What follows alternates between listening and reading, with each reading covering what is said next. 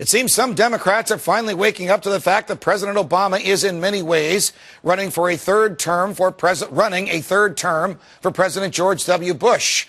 President Obama's continuation of Bush-era policies such as hostile drone war in the Middle East, intervention in Libya, and his blatant crony capitalism in the case of Solyndra is actually forcing some Democrats to abandon their party.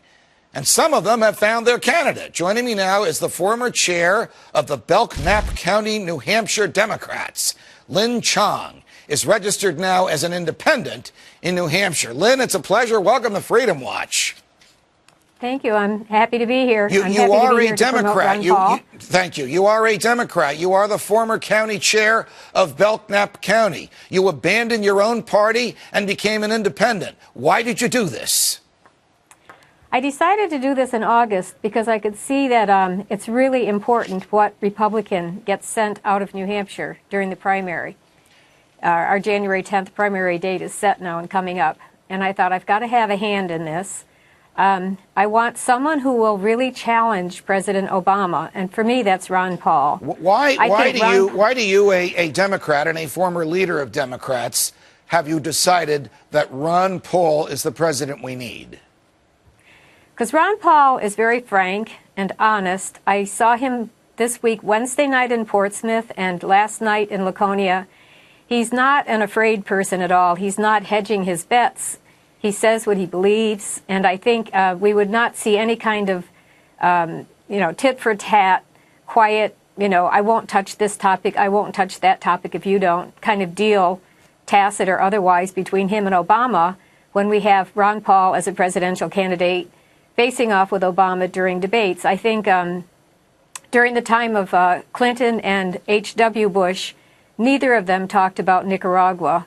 Each one had had some part in that Oliver North. Let me ask you this. Let me go back on topic, okay? Okay, why have you, a lifelong Democrat, rejected the re-election and the continued presidency of Barack Obama?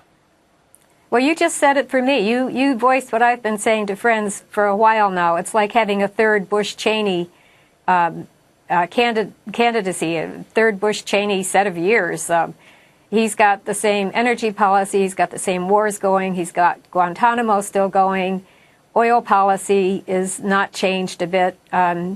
I just don't see that he at all, if anything, he's gone the opposite direction from Let me ask you this. Change as he promised. You participated in one of the Occupy Wall Street gatherings, I think in Washington, D.C. Did you find other Ron Paul supporters there?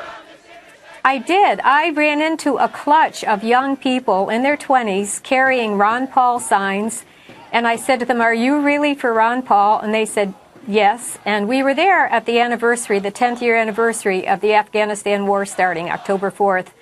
So a lot of us had come there because we're anti-war. We want the wars to stop. We want the troops brought home. Those young people also wanted Ron Paul as president. Got it. Last question to you, Lynn. How have your fellow Democrats reacted to your desertion of your lifelong party in order to vote for Ron Paul?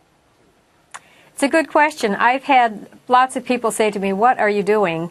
because they question his social policies. And I say top of the pile for concerns for me is stopping war. Got it. And Ron Paul last night said, we need to practice the golden rule when we're abroad. Got it. Lynn Chong, it's a pleasure. Thanks very much for joining us. Good luck to you. Okay. Are your rights the government?